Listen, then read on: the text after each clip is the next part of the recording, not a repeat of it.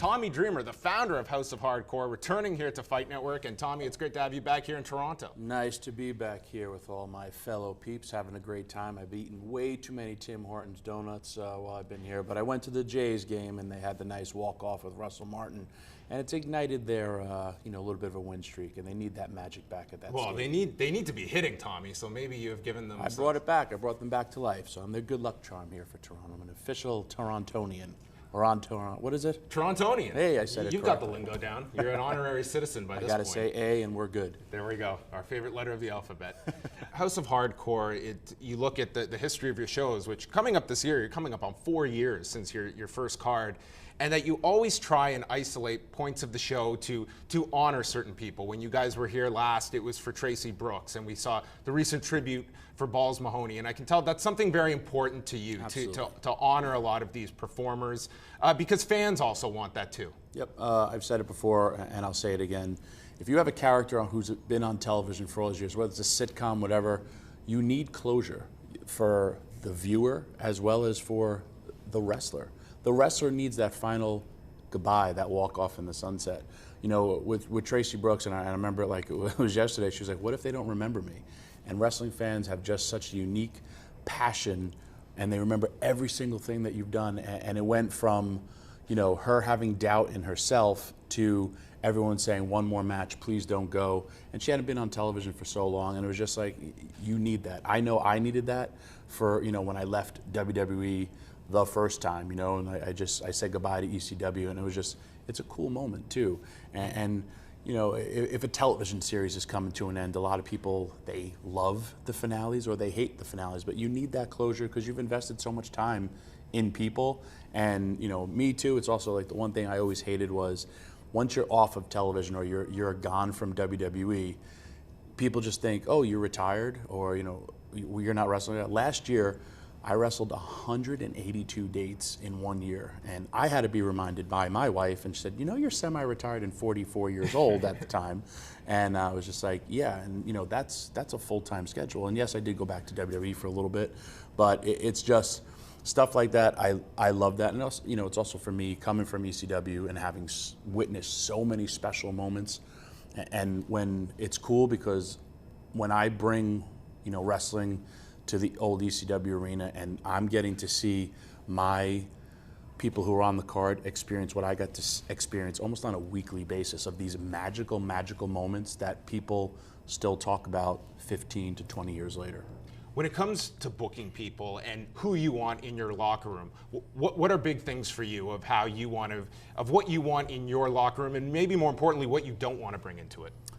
I don't want to bring what my slogan is: no politics, no BS, just wrestling. I want people, I love the Sandman to death. He is one of my closest friends. Sandman is a horrible wrestler. I will never book Sandman to be a wrestler. I still can't book him in Canada because he can't get across the border. But because he's my friend, I have booked him on every show that I can, in the sense of hit his music, drink a beer, swing a cane. I don't want to see the Sandman go out there and make people, oh look, Sandman looks old now. Sandman isn't old now, but you know what? He can still swing a cane. I want everyone, biggest thing is you can still have to go in the ring for me, and just that, hey, I just want to go out there and entertain. We've talked about this before, about the word hardcore has been promoted as, blood and guts and violence. No, it's a work ethic, and it's a work ethic for, you will do everything that it takes possible to entertain the fans, and that's what I always want in my locker room. And I've always established pretty much and assembled a great team. If I have, me, I'm a big fantasy guy, and I spend a lot of money to put out my own fantasy team out there. But my team has always won a championship for me on all my shows, and I couldn't be prouder of the people that I bring in. Take us into Philadelphia at the recent House of Hardcore event. It was just after the passing of Balls Mahoney. You've also recently lost Axel Rotten, Hack Myers. I mean, tell me in your mindset, I mean, when you see some of your colleagues that pass away, is something like that, is it very cathartic for you to have a ceremony like that in the ring? And is it something that it still hits you as much as the first time someone close to you passed on? I mean, absolutely. When Balls, I call him Balls, John Reckner, passed away, I spoke to his wife about 2 hours after it happened, and you know, she was distraught, and I cried my eyes out. I really did. And then that's how I mourn. I will cry, cry, cry, and then I don't mourn your death. I celebrate your life. And you know, I will go on every bit of social media. Hey, watch Balls Mahoney wrestle against Masato Tanaka. Watch him wrestle Rob Van Dam. You know, watch him wrestle against the Dudleys. And you will celebrate their life. You know, none of us are guaranteed another day. And celebrate somebody's life that they loved doing what they were doing, you know, and just that's how I like to remember people. And, you know, that's how I want if people to remember me, you know, just I lived my dream, and you know, I'm famous for, you know, having heart and passion for wrestling. Everybody who steps in the ring does that. And for Balls Mahoney, same thing, man. He was wrestling since he was 13 years old with Chris Candido. So just go out there and go on the WWE Network, go on YouTube, watch some of his stuff, and enjoy it. You know, same with Chyna. You know, watch her with Eddie Guerrero, watch her with Chris Jericho, because that was something to me one of her finer moments in her career, and celebrate her life and be like, man, I'm gonna miss her, but you know, thank you for letting me be a part of your life. What is the advice you give to younger talent that is maybe getting their first major break, and they're at a young age, they're experiencing fame for the first time, and how to deal with it? Because that was very much the ECW locker room. You guys were the hometown team every other weekend, and it was an incredible amount of celebrity upon a very young locker room at the time. Yeah. In ECW it was different, because if there ever was sex, drugs, and rock and roll, that was the last bastion of ECW. There was a lot of crazy, crazy moments. A lot of people always say, hey man, could you write a book, whatever. I would love to write a book, but a lot of stuff we did was illegal. And if the cell phone camera was around then as it is now, forget about the, you know, stories. It was crazy, crazy times. But you know, with me, I was never a drinker. I was never into drugs, and I'm not like, you know, preaching. It's your personal lifestyle. And then now at 40, I see a lot of people who, if they have lived a harder lifestyle, you have felt it, or sadly they're no longer here. Always, hey, enjoy every moment of it.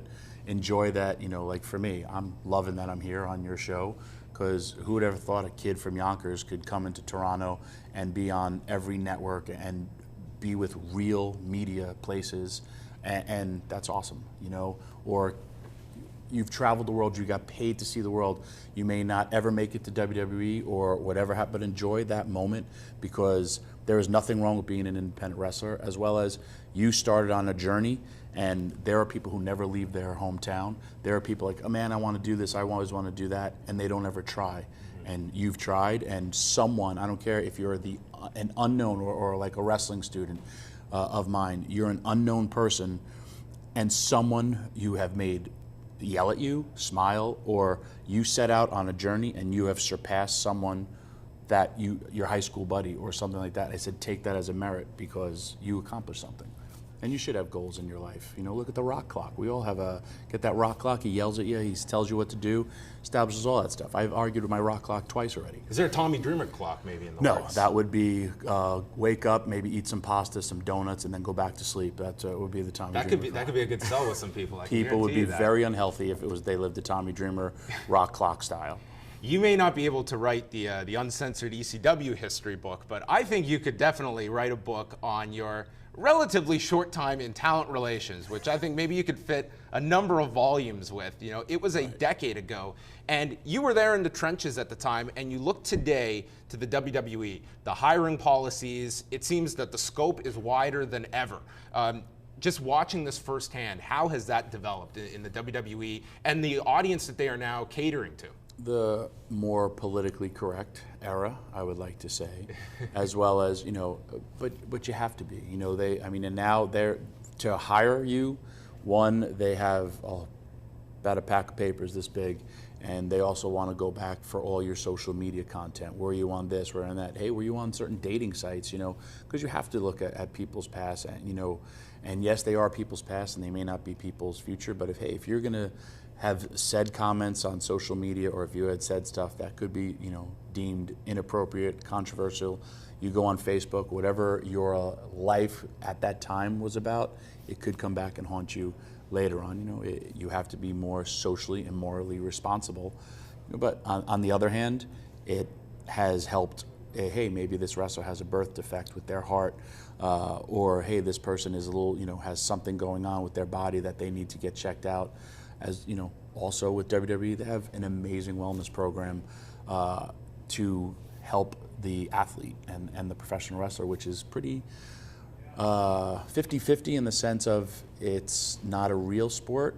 It's almost like Hollywood. Hollywood doesn't drug test for PEDs or all that stuff, but WWE does. But that's for the betterment of the athlete. So it's it's that catch-22 for someone if you want to be out there and you want to be in the limelight, or just get a job in WWE. You have to make sure your past is cool as well as your present. And the health and safety is such a big issue at this point. And you go back to Daniel Bryan, and it was an incredible speech that he gave on live television. I'm curious how Tommy Dreamer reacts to something like that, where you have probably gone through many of these same issues that Daniel Bryan has now seen his career come to an end to. What is your reaction seeing something like that as it plays out? Because it's something that, for instance, someone like me cannot really appreciate. If you go back and watch the WWE Network, I don't know if they've pulled any of the footage, or you go on YouTube where they don't pull any footage. In ECW, we used to hit me as hard as you can with a steel chair, and you did not put your hands up. In the 2016, there should never be another chair shot to anyone's head on anyone's level, because now we know more about concussions and we know all that. I know I've had a lot of concussions. Dude, it's weird. I broke my neck, I broke my back, I've torn both my pecs, I've torn my bicep, I've never had a surgery. And wow. I think everyone is just different. Sure. My wife, on one of my House of Hardcore shows, Lance Storm of all people clotheslined her, and she got a bad concussion, and that was in 2013. Still to this day, she has an effectiveness where you see a light and she'll be like this. Wow. And she had just one concussion, know. And with Chris Nowinski and what he's doing with the Concussion Institute, he's also dating back to when did you get your first concussion? I know for myself, my first concussion ever in the history of Tommy Dreamer, I'm playing Frisbee and I got it, and I ran into a tree. Wow. Knocked out, 9 years old. And had nothing to do with wrestling, sports, whatever. Then I got thrown off of a horse, so I probably think it was about 11. So I had 2 concussions before getting into professional wrestling. But so far, I've been pretty good. The only thing I've seen for myself, but I also don't know if that's just old age, is my handwriting is horrible. Mm-hmm. And I've seen things that I've signed a long, long time ago, and not as Tommy Dreamer, because he has just a regular, but as myself, Tom Laughlin, and I've seen things that I've signed like, whoa, my handwriting has totally regressed. And I don't know if that's just due to certain head trauma, or just being older. With Daniel Bryan, it came down to he took this test, and it was able to give him some information that drastically changed his career. I mean, if something was available to that for you, would you want to know that? Because I don't know how many athletes would necessarily want to know if they have their basic cognitive functions. Do you really want to know that? I think, for me personally, if I was having health issues, yes, I'd want to know what's going on. If I'm going to go to the doctor today for no reason, then for me, I have no side effects. I know a couple of years ago, I was having a really bad time walking, and I was like, man, my back is horrible. I had to go for an MRI, and the guy, it was funny, he's looking at the MRI of my back, and then he looked back at me, and he goes, how did you get here? I go, I walked. He goes, you have bone spurs on every vertebrae. Wow. And they were kind of hooked like that. And then he was just like, he goes, on every vertebrae. He goes, I don't understand how you're walking. He goes, how much pain are you in? I said, it's okay. The only time I feel pain is when I fly. And when I broke my neck, or I broke my back, when I broke my neck, I didn't know I broke my neck, and I continued wrestling for 4 months. And then Lance Storm, wrestling him, he has caused me some pain in my life with my wife and now myself. Anyway, I herniated 3 discs because my body healed wrong, and I blew out 3 discs on Mother's Day wrestling him, that Lance Storm, a fellow Canadian. So, and then they were like, hey, when did you break your neck? And I was like, what? Because you think you break your neck, you're going to be paralyzed or dead. And the guy's like, yeah, right here, and you have scar tissue. And he kind of said it was like if you get a cut, you heal, you get a scab, but then you're going back and wrestling again, so you're picking off that scab, so it's going to make your cut bleed again. But back then ECW were weekend warriors. He goes, you're not really giving your time body to heal, and you basically blew out 3 discs in your back. So I was like, oof, not bad. I was 28 years old, but I had, at one point I was like, man, I think I need back surgery and stuff, and then it just went away. But when I did that, they said the worst thing you could do for your back is sit in a car, sit in a plane, and sleep. That's where people get most of their back injuries, besides what you do for a living.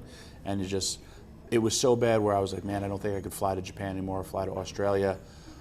And then I just made a few adjustments in my own training and a back pillow, and I'm okay. So just little tweaks like that, and I'm good so far. I'm keep on going. I messed up myself because I had Terry Funk as my mentor, and he's in his 70s and he's still wrestling.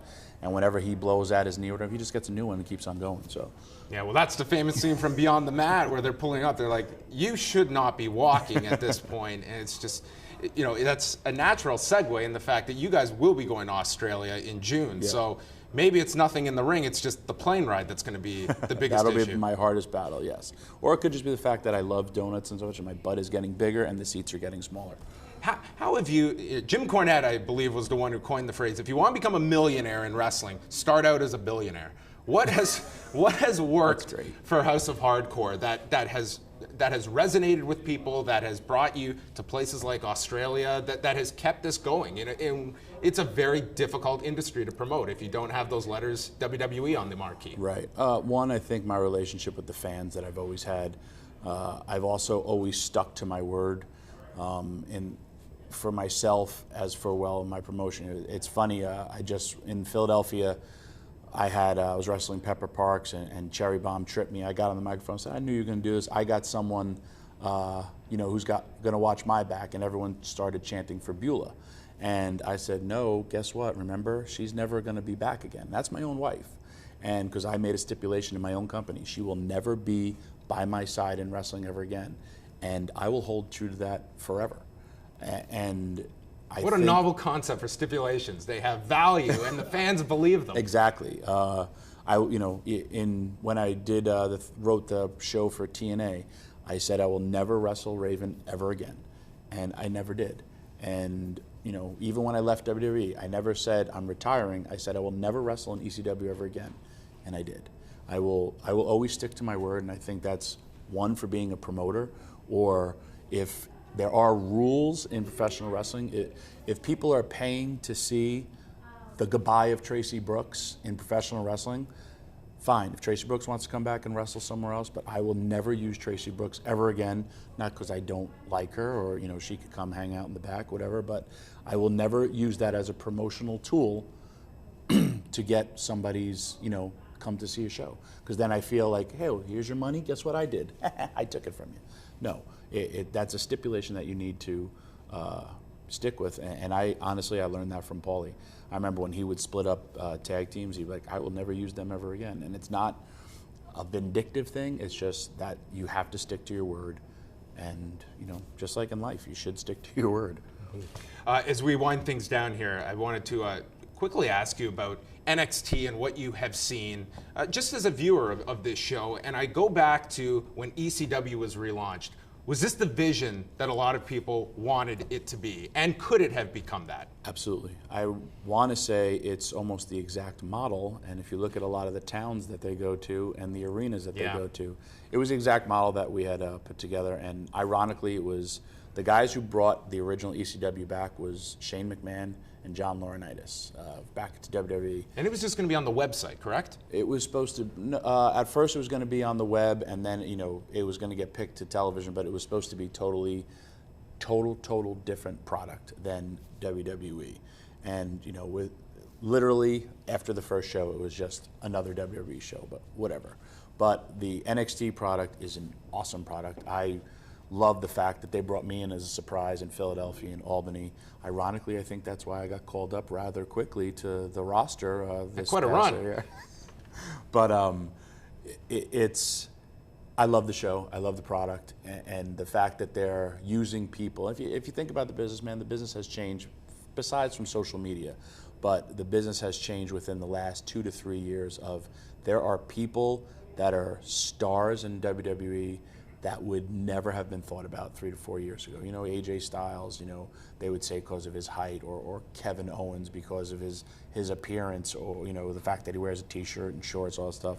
But those guys killed it in NXT, or killed it everywhere else. And now you could they're argue gonna those two are the top guys consistently, week in, week out right now on the main roster.